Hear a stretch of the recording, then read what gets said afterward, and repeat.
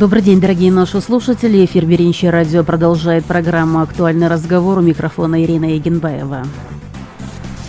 Борьба с коронавирусом в стране продолжается. Мест в медицинских учреждениях страны достаточно. Повода для паники нет. Об этом, опираясь на сведения Министерства здравоохранения, заявил премьер-министр Кыргызстана Кубатбек Боронов на внеочередном заседании Республиканского оперативного штаба.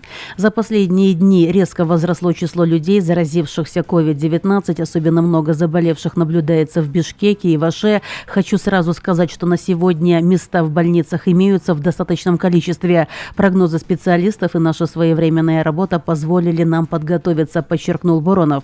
В борьбе с COVID-19 важна помощь каждого гражданина страны, заявил также Кубатбек Боронов. Кстати, многие заболевшие граждане, чувствующие у себя повышенную температуру, сухой кашель, нарушение обоняния и вкуса, сегодня считают, что это опасные признаки и необходимо немедленно вызывать скорую помощь. Правильно ли это? Можно ли пациентов с признаками простуды причислять к категории COVID-19, почему количество заболевших увеличивается с каждым днем, чем может быть опасен коронавирус для людей, имеющих заболевания сердечно-сосудистой системы. Все эти вопросы мы сегодня и обсудим в программе «Актуальный разговор». Сейчас на прямой телефонной связи с нами главный внештатный клинический фармаколог Министерства здравоохранения Кыргызской Республики, доктор медицинских наук, заведующая кафедрой базисной и клинической фармакологии Кыргызско-Российского славянского университета Аида Зурдинова. Дорогие наши слушатели Беринчи радио, если у вас есть вопрос к Аиде Зурдиновой, звоните по телефону 39 19 33. Аида Ашаралиевна, добрый день. Добрый день. Позвольте вас сразу спросить, как ваше здоровье, как здоровье ваших близких? Сегодня это один из главных и своевременных вопросов, который задают и на который отвечают граждане не только нашей страны, но и стран почти всей планеты. Да. Спасибо большое. Все хорошо. Я надеюсь, у вас тоже все хорошо. Ну вот у сына тоже как подозреваем, ковид признаки есть, да, но учитывая ситуацию в стране, вирусные заболевания есть, но учитывая эпидемическую ситуацию, мы все расцениваем как подозрение на ковид, но тем не менее ведем их как при обычной простуде. Главное выявить опасные признаки, да, которые бы требовали неотложной помощи, поэтому сама пока его, веду на дому, изолировали его. Так что все нормально. Спасибо большое. Аида Ашаралиевна, я думаю, сегодня наша встреча в прямом эфире посредством прямой телефонной связи не случайна. Почему? Потому что вот у многих, у кого я не спрошу, и вообще вот у многих наших граждан сегодня есть вот такие симптомы, как общая слабость, да, ну, может, температуры нет, но есть кашель. У многих наших граждан нарушение обоняния, вкуса. И сегодня они почему-то считают, хотя, конечно, может быть, правильно считают, а вы об этом, конечно, скажете, вот это что, первоначальные признаки COVID? Вот прежде чем об этом говорить, я почему сегодня еще с вами связалась, Аида Ашаралиевна, потому что сегодня вы разместили свой пост в социальных сетях, где вы посвятили свой пост ситуации всех публикаций, распространений среди врачей, медицинских работников, всяческих алгоритмов и всяческих назначений по лечению COVID-19, которые, конечно, пересылаются из чата в чат, из WhatsApp в WhatsApp. И сегодня мы предоставляем вам возможность, Аида Ашаралиевна, вот свое видение сегодня рассказать и озвучить. Но давайте вот по этому посту вы сейчас скажете, почему вы заострили на это внимание, а потом уже перейдем к тому вопросу, вот у многих наших граждан, еще раз повторюсь, вот общая слабость, недомогание, у многих нарушено обоняние, вкус, что делать в этом случае? Но сначала по тому посту, который вы разместили. Да, спасибо большое, что обратили внимание на пост. Это была одна возможность донести до наших граждан, что ситуация, она в принципе под контролем, паниковать не надо. На сегодняшний день, на самом деле, если вспомнить, обычно вот в начале лета, учитывая ситуацию, там резкие перепады температуры, то, что мы не всегда соблюдаем, да, пьем холодные напитки и так далее. В соответственно, инфекционисты вам так скажут.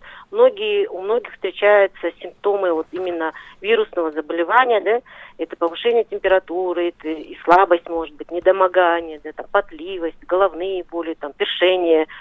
Соответственно, это вирусные. Но говорить, что у всех, у кого есть эти симптомы, что это стопроцентный коронавирус, ни один специалист этого не скажет. В данном случае, как же мы можем тогда разделить, да, это коронавирус или вирус? Ну, учитывая эпидемию в стране, как и во всем мире, это пандемия, да, по коронавирусу, то любые симптомы, которые вот перечисляются при вирусных заболеваниях, мы подозреваем, возможно, это ковид, учитывая эпидемию. Но это не значит, что мы теперь все, сломя голову, должны бежать, сдавать анализы, делать там рентген, компьютер, да, искать у себя эти симптомы. Соответственно, все эти симптомы, которые характерны для всех вирусных заболеваний, можно лечить амбулаторно. То есть обязательно, если появляются такие симптомы, которые вас беспокоят, необходимо связаться с врачами центров, да, семейной медицины, да, врачами ГСВ, которые вас курируют, то есть у которых вы наблюдаетесь, позвонить, сказать ваши симптомы. И врачи в основном назначат вам симптоматическую терапию, то есть поводов для паники нету. То есть это обычно протекает, если соблюдать все рекомендации врача. Мы говорим, да, это учитывая то, что эпидемия все-таки, да, что мы подозреваем, возможно, это ковид, то просто ограничить посещение, да, во-первых, общественных мест, ходить, соблюдать режим, то есть масочный, одевать перчатки, если вы куда-то вот вышли там на базар, в магазин за закупками, обязательно ДЭС-средства с собой иметь, да, чтобы обработать руки, придя домой там помыть лицо, руки, все.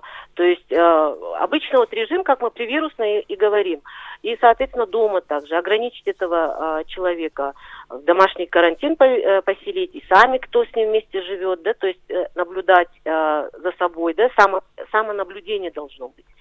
И, соответственно, дома разделить ему посуду, этому человеку, пусть отдельно будет, выделить отдельную комнату, проветривать, влажная уборка, то есть нормальный питьевой режим, побольше жидкости пусть пьет, теплого питья, да. Ну, соответственно, этот человек должен, соответственно, также дома маску одевать. Все члены его семьи тоже дома в маске. Вот. И все, даже при вирусных заболеваниях мы даем такие же рекомендации. Поэтому не надо паниковать, да. Вот. Ну и самое главное, почему этот пост был также написан, потому что и по почте, и по WhatsApp, по Facebook, везде эти алгоритмы гуляют, и все спрашивают, это правильный алгоритм или нет. Да? То есть многие эти рекомендации начинают сами себе применять. То есть данные рекомендации, это в большей части это российские, даже некоторые, посмотрите, снизу написано Рособорнадзор, да, российский Минздрав, это казахские гуляют, еще какие-то. И получается, в этих рекомендациях написаны препараты, которые не имеют на сегодняшний день доказательств, что они эффективнее. И закупка этих препаратов, да, во-первых, оно лишняя трата денег пациентов. То есть оно не оправданно. Это всякие препараты, там, как орбидол, ингаверин, там, полиоксидоний, амизон, амизончик. Там у них еще идет какой-то набезик, в общем. Ну, все из той группы, которые говорят, что прям четко в инструкции там написали противовирусные. Но этот эффект не был доказан. Ну, соответственно, вы просто, покупая вот эти ненужные препараты, делаете продажи этим компаниям, да, и тем самым возникает дефицит. И многие звонят, говорят, вот написано в алгоритме такой препарат, я не могу его в аптеке найти. Ну, просто вот этот ажиотаж, паника, она привела к тому, что данный алгоритм был распространен, да, среди населения, и, соответственно, спрос пошел. А вы знаете, рынок, лекарственный рынок, это тот же самый рынок, он работает на спрос. И раз данные рекомендации гуляют среди населения, ну и, соответственно, спрос вырос на эти препараты. Ну и, соответственно, наверное, отметили, что и цены на эти препараты тоже начинают расти. Вот как с масками, да? Были 5 сомов, стали теперь 25 сомов. Поэтому не надо вот, ненужное применять. Вот. Кроме этого, еще стали рекомендации. Во-первых, там написано антибиотики.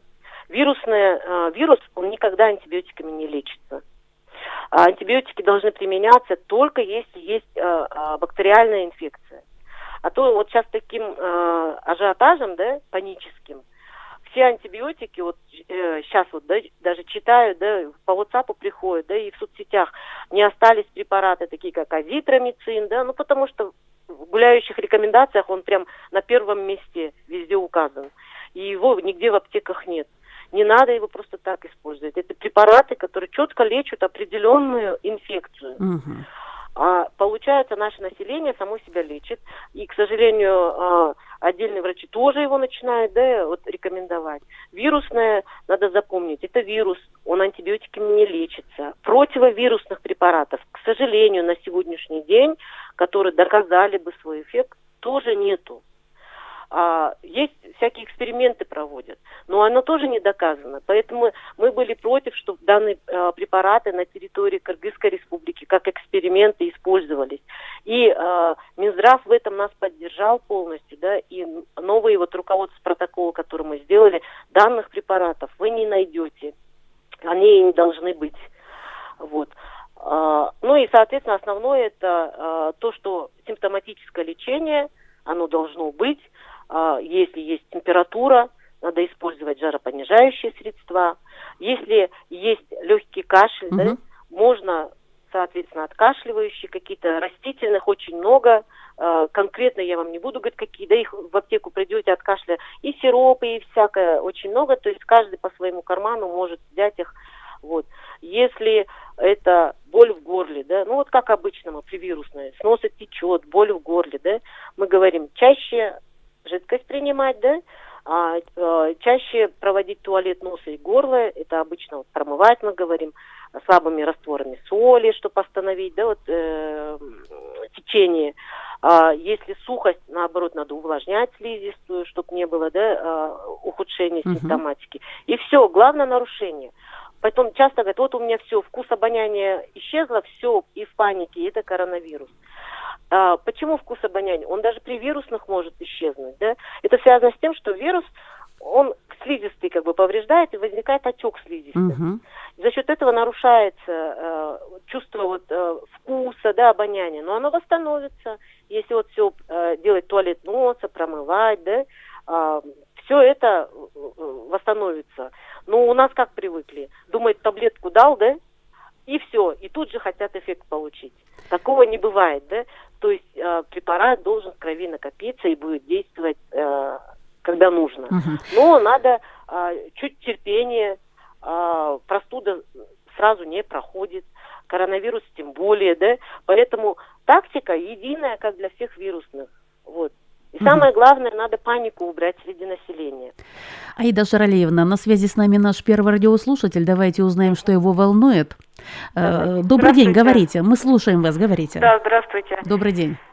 Меня зовут Айнура. Вот у меня вопрос к Зурдиновой. Мне кажется, она дает очень хорошие, нужные советы, потому что очень мало такой необходимой, нужной информации. Самое главное, правильной. Да, достоверной информации не хватает. Вот действительно, мои знакомые тоже закупают очень много лекарств, антибиотики, орбидол, вот она говорит. И вот у меня в последние несколько дней почему-то тяжело дышать. Легкие болят, как будто кто-то сел на мои легкие, да, если так сказать, да.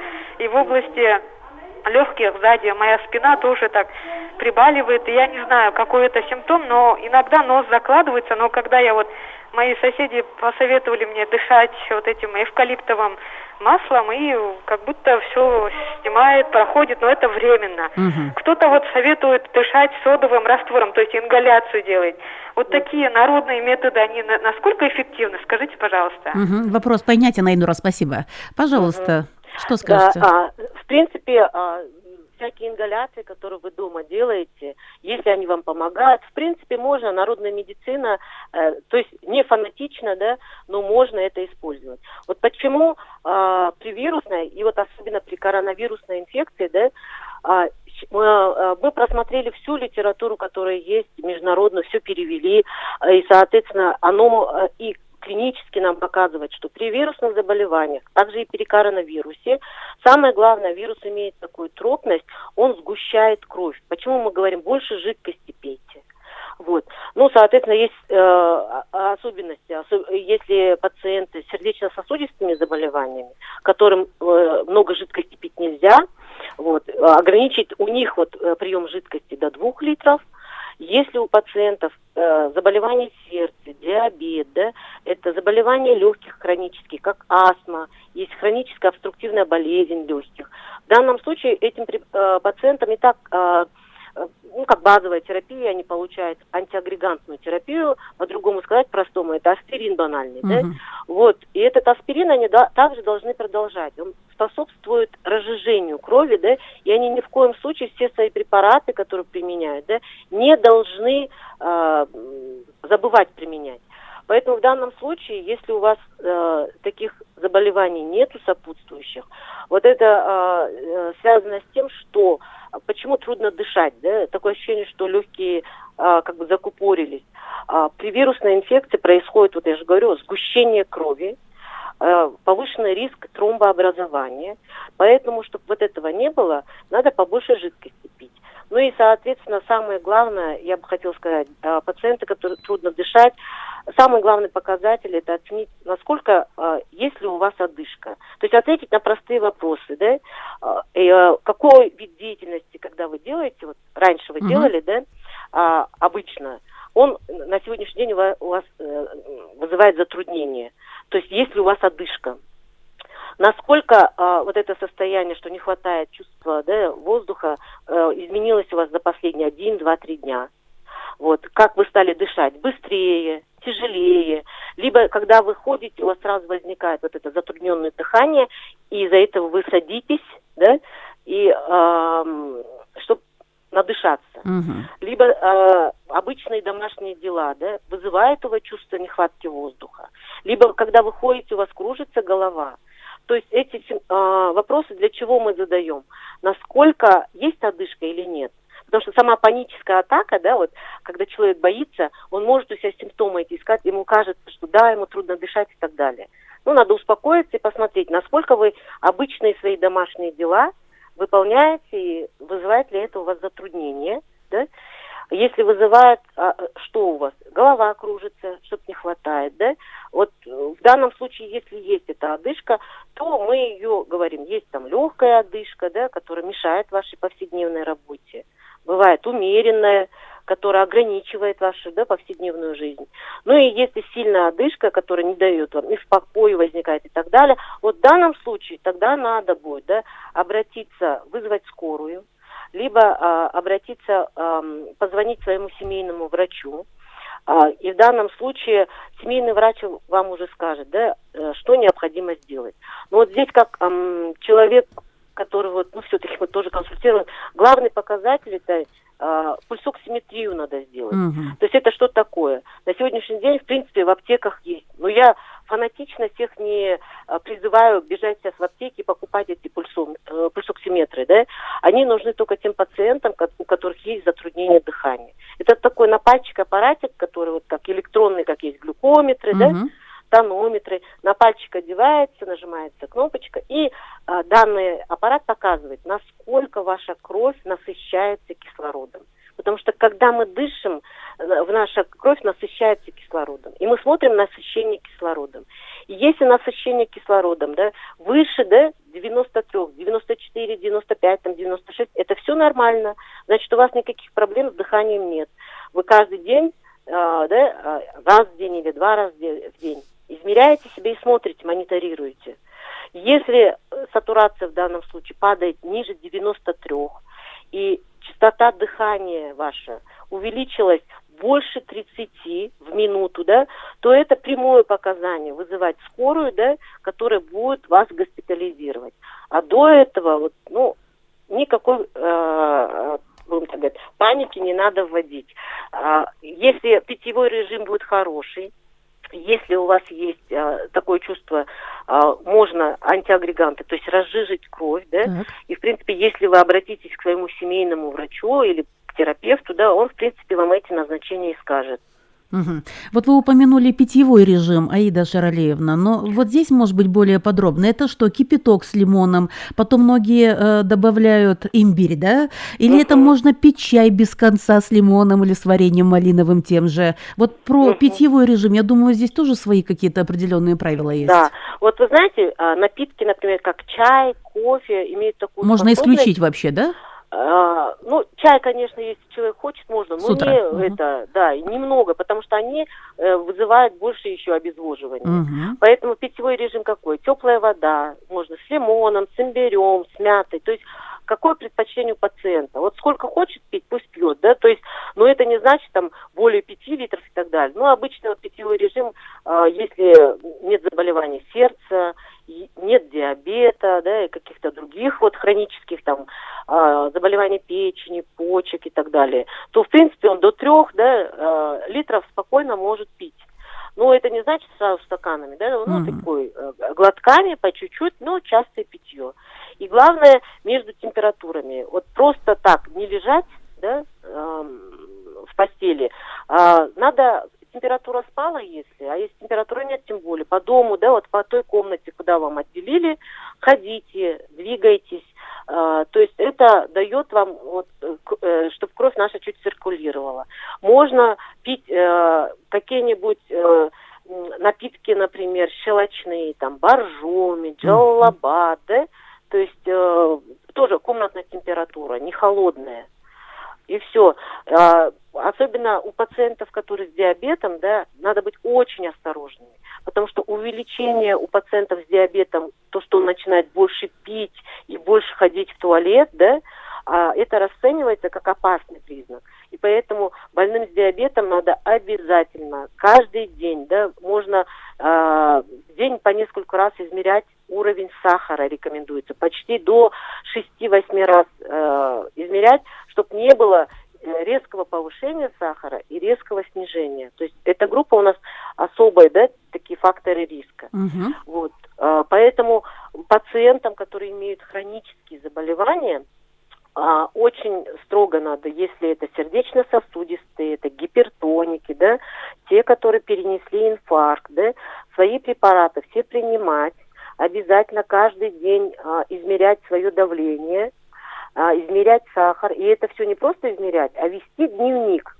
То есть вот сегодня сколько, там в 8 утра было такое давление, там в 12 у меня такое давление, уровень сахара такой.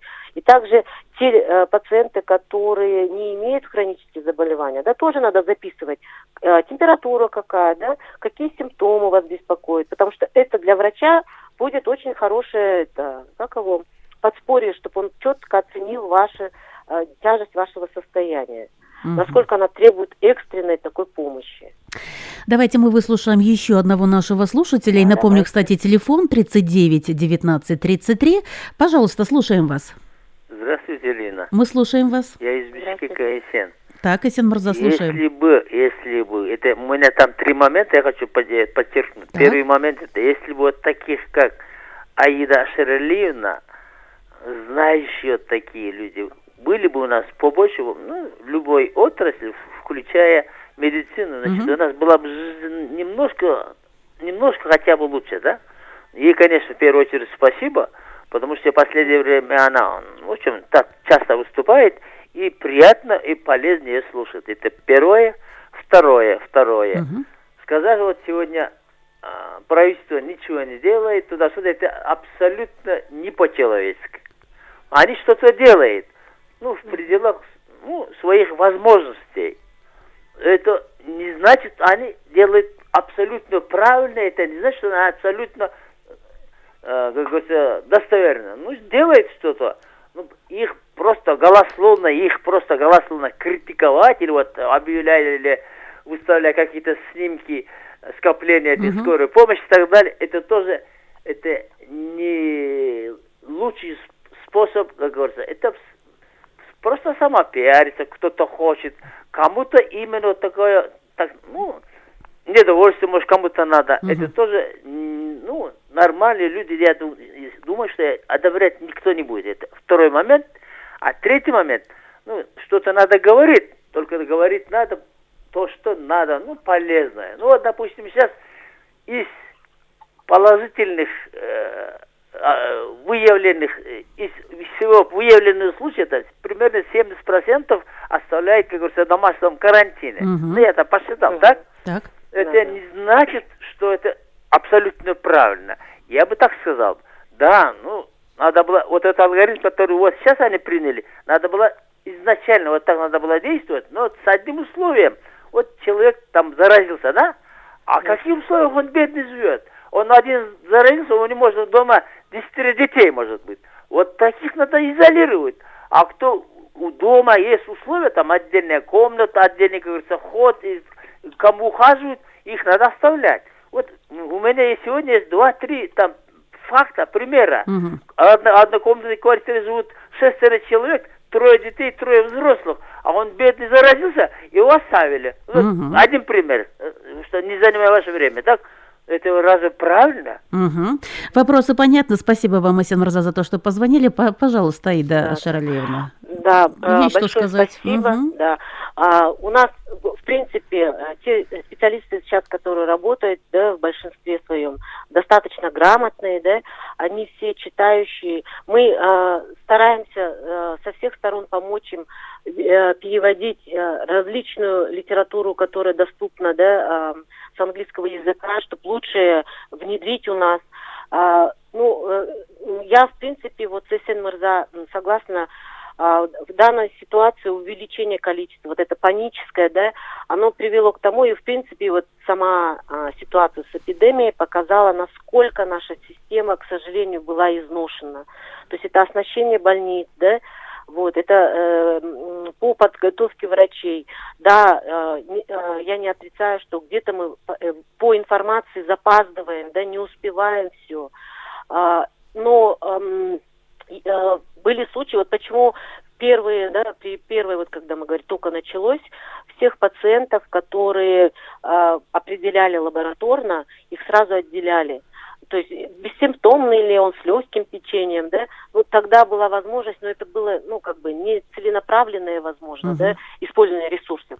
Но на самом деле, вот социальные условия, мы очень это часто обсуждаем, нет возможности, учитывая нашу, да, вот, наверное, национальную особенность, мы живем с родителями, да, кайната, кайнине, очень много детей. Конечно, в таких случаях, если нет условий отделить там, да, чтобы у него был там отдельный санузел и какие-то другие моменты, конечно, вот все эти пациенты ложились. Но на сегодняшний день создать условия, где бы отдельных таких пациентов держать, пока, к сожалению, учитывая вот такой наплыв, пока это невозможно, да. Но тем не менее это тоже рассматривается специалистами, бурно в Минздраве обсуждается, конечно, что если есть большая вероятность того, что может вся семья заболеть, да, то, конечно, это вот рассматривается. Я надеюсь, это вот сейчас быстро решится. Я же говорю, мы чуть-чуть запаздываем, потому что я не знаю, с чем это связано, такое есть, и это я не отрицаю, что у нас не все так идеально, да, но тем не менее стараемся, как все говорят, это первый раз такое было, что и первый раз не только мы, все страны столкнулись, да, с такой ситуацией, поэтому я надеюсь, что у нас все наладится. Главное, паниковать не надо. И главное, если, я же говорю, простыли, легкая форма, ничего страшного, надо его все-таки изолировать, да, то есть в какую-то отдельную комнату, по мере возможности, это если очень много людей, проветривать, проводить влажную уборку с дезинфицирующими средствами, там, хлорсодержащими, да, вот, какие есть, то есть куча же сейчас средств, которые продаются, да, для уборки дома. Вот, чаще, чтобы члены семьи мыли руки с мылом, правильно мыли, да, после посещения туалета каждый, чтобы протирал после себя, да, то есть это все, чисто личная гигиена. И самое главное, мерить самонаблюдение, мерить температуру, это да, обязательно, смотреть да. за своим, да, самое главное. Вот, смотреть, если дома есть там тонометр, измерять свое давление, да, там же и показывает пульс. Если у кого кто-то уже приобрел этот пульсоксиметр, да, измерять у себя, насколько насыщается кровь кислородом. Вот. И при любых каких-то изменениях, которые вас настораживают, да, обязательно позвонить вашему врачу. И врач обязательно даст рекомендации, как это провести. Кроме этого, созданы сейчас, да, вот соцсети, там в Телеграме что-то сделали, да, то есть сообщество наше все-таки мобилизовалось. Самое главное сейчас мобилизация. Надо помочь друг другу. И самое главное, конечно, хотелось бы нашему населению сказать. Пожалуйста, уважаемые наши граждане, учитывая эпидемиологическую ситуацию, да, конечно, возможно, не все заболеют, да, обычно 80% это статистика официально по всему миру. Они заболевают в легкой форме, которую, в принципе, можно спокойно вести дома, а большая часть, она и бессимптомно пройдет, да, но вот эти 20% могут заболеть. Мы же не знаем, кто из нас в эти 20% попадет, да, поэтому избегайте, пожалуйста, мест общественных. Не надо без лишней надобности ходить в супермаркеты, на базары, посещать торговые центры. Если по необходимости вы ходите за продуктами и так далее, обязательно должна быть дистанция, маски, оденьте перчатки. Как придете домой, пожалуйста, сразу заходите в ванну, умываетесь, руки мылом, да, то есть все вот это должно соблюдаться, и все зависит от нас. Потому что мы привыкли всегда, что система здравоохранения должна что-то. Самое первое, мы должны облегчить системе здравоохранения. Мы не богатая, да, страна, которая может себе позволить, да, всем бесплатно раздать маски, всем раздать санитайзеры. К сожалению, конечно, да, это минус, но наше финансирование не позволяет это сделать. Поэтому не можете маски купить дорого, да, можно просто из марли, да, больше слоев сделать, сшить. Сходили на улицу, пришли, постирали, погладили. То есть это тоже можно выйти из этого положения. Санитайзеров нету, ну и хорошо, одевайте перчатки. Домой приходите, выкидывайте перчатки. Помыли руки. Частое мытье рук – это самое главное. И знаете, что характерно? Так. Учитывая то, что такая ситуация, люди стали на самом деле чаще мыть руки.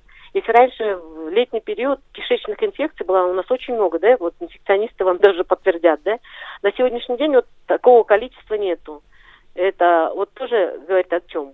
Что мы стали все-таки чаще мыть руки. Да, соблюдать гигиену. Вот. И это самое важное, инфекционный контроль должен быть. И тому пример я всегда говорю, вот инфекционная больница, да, во время, вот в начале, да, как они хорошо справились. То есть у них там инфекционный контроль прямо отработан от зубов. Большое вот, спасибо и руководителю Гульджигит Кенджигараевичу, да, и всем сотрудникам инфекционной больницы, которые вот отработали этот механизм. В тех больницах, где вот обучение провели, как одеваться, раздеваться, да, и вот все правила инфекционного контроля соблюсти, там количество заразившихся врачей намного меньше. Потому что мы, врачи, тоже в категории риска. Мы работаем каждый день с такими пациентами. Вот. Поэтому самое главное для нас, медиков, тоже, мало того, что это средства индивидуальной защиты, но и также сами должны соблюдать, да, вот, гигиену. Вот. Наши врачи сейчас на максимальной загрузке работают. А вы сами знаете, да, перегрузка, она чуть-чуть нашу, как притупляет, да, какие-то, ну, может, принятие решений, да, устаем, неохота это делать, потому что, ну ладно, это ничего страшного, сейчас не помою, потом помою. То есть мы не должны расслабляться, мы должны быть начеку. И все у нас, ну, я всегда оптимистично настроена, все будет хорошо. Дай бог. Я напомню, что это программа «Актуальный разговор». И еще раз напомню, что на прямой телефонной связи с нами главный внештатный клинический фармаколог Министерства здравоохранения, доктор медицинских наук, заведующая кафедрой базисной и клинической фармакологии Кыргызско-Российского славянского университета Аида Зурдинова. Телефон прямого эфира 39 19 33. Аида Шаралиевна, выслушаем еще одного нашего слушателя. Да. Добрый день. Здравствуйте. Добрый день, слушаем. Это я Абдишатар. Вот я слушаю, как раз фармаколог, оказывается. А почему вот, когда в Китае начался эта пандемия, сразу в аптеках исчезли антибиотики? Вот ампицилин, укол. Вот этот ампицилин я применяю около 30 лет, потому что я бронхиальная астма около 40 лет. Когда у меня обострение, сразу принимал ампицилин, и кашель снимался, все хорошо. А употребляли все, которые вы говорили, лекарства, эфедрин, теофедрин, Астмапент и Беретек. Сейчас пользуюсь сальбутамолом. Ну, алтайский испортился, потом состав изменили, его как применяешь, уже удушение, уже голова болит, и давление 180 поднимается, и сердцебиение начинается. Уже 300 доз алтайский негоден стал. Сейчас сам Симачка московский поступил, и китайский 200 доз. Вот это применяю, это хорошо. Что такое недостаток воздуха, я очень хорошо знаю, около 40 лет. А которые вы чай пьете, мое питье ничего не поможет. Нужно дыхание открывать с этим лекарством. А без этого уже на гибель уже обречен. Потому что вот как фармаколог Алтае нужно сказать, чтобы изменил состав вот этого сальбутамола 300 доз. А чуть я не умер, употребляю вот это, потому что она сразу поднимает давление и ухудшается здоровье. Ваш совет очень полезный. Вы как профессионал я 40 лет болею, я лучше каждого профессора или лекаря знаю. Потому что каждый раз лежал в больнице, сейчас около 20 лет не лежу. И теми средствами, которые рекомендовал врачей, с этим я лечусь и живу с этим. Мне уже около 70 лет. И продолжаю жить. Спасибо. Дай бог вам здоровья, уважаемый слушатель. Пожалуйста, Аида Шарлеевна. Да. Вопрос очень даже хороший, то есть актуальный. К сожалению, почему антибиотики отдельные с рынка исчезают, появляются? Во-первых, есть первое, есть у нас орган, который регулирует регистрацию этих препаратов. И обычно, когда они получают регистрацию на определенный срок, например, получили на 3-5 лет, когда их регистрация, данные заканчивается, то есть они должны постоянно обновлять же информацию. И на этот период препарат, пока их заново проверяют, дают разрешительные документы, уходит время. Возможно, конечно, в какое-то времени это более затягивается, возникает дефицит этих препаратов. Это очень, такой большой минус наш, Второй момент, почему антибиотики исчезают. Я говорю, первое, самая плачевная наша ситуация, что при любой простуде, к сожалению, практика так показывает, и наши некоторые врачи назначают при вирусных простудных заболеваниях антибиотики.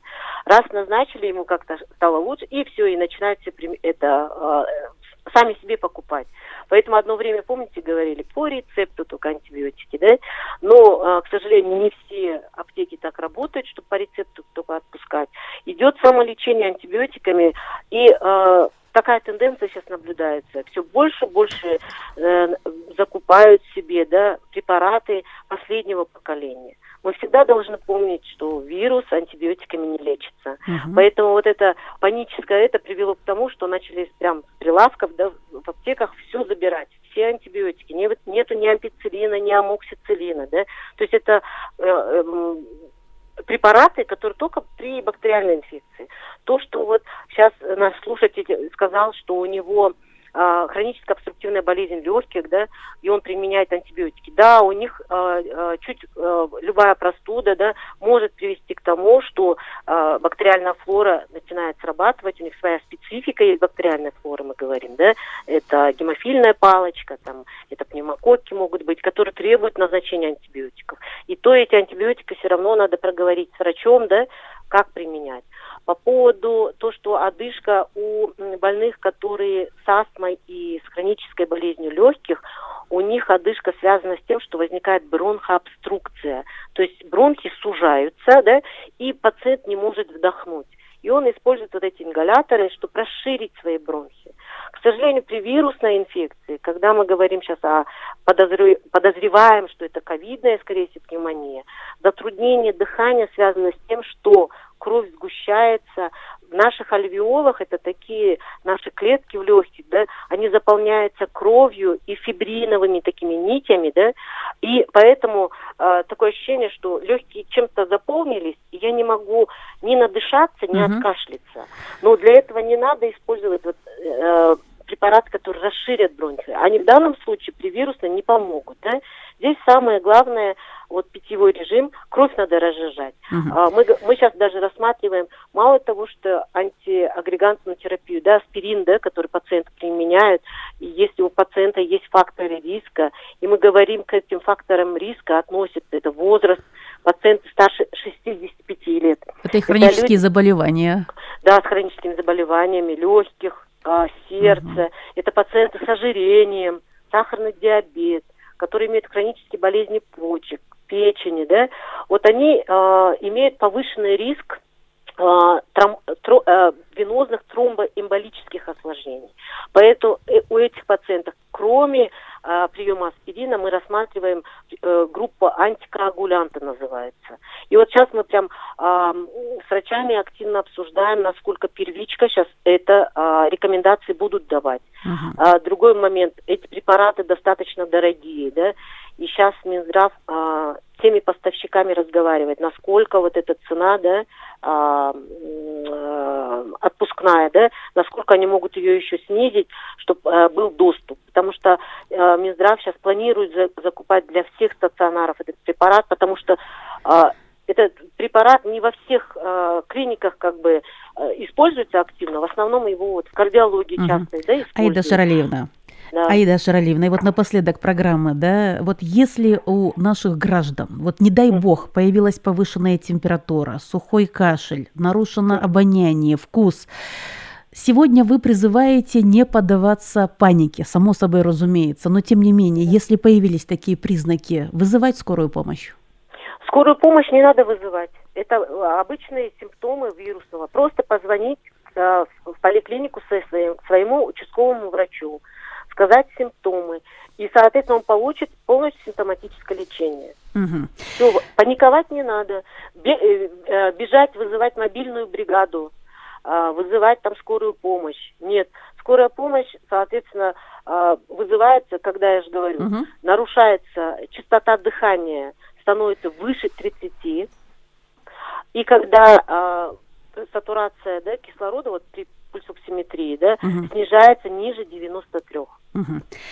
Аида Шаралиевна, хотелось бы, конечно, пожелать нашим уважаемым гражданам сегодня только крепкого здоровья и, самое главное, знать и помнить, что защитить свою семью, своих близких, помочь своей стране пережить пандемию коронавируса с минимальными потерями – это, конечно, сегодня наши главные и общие цели. Да, это главное, да. Я тоже граждан призываю, пожалуйста, лишний раз не выходите на улицу, соблюдайте социальное дистанцирование, режим, социальное дистанцирование, да. Будьте предельно сами к себе внимательны, самонаблюдайтесь. Вот, больше позитивных эмоций. Слушайте, да, это главное. Музыку. То есть это самое главное. Спасибо. Не надо отрицательные эмоции. Спасибо вам, Аида Шаралиевна. Дорогие наши слушатели, напомню, что это была программа «Актуальный разговор». Оставайтесь на волне Беринчи радио.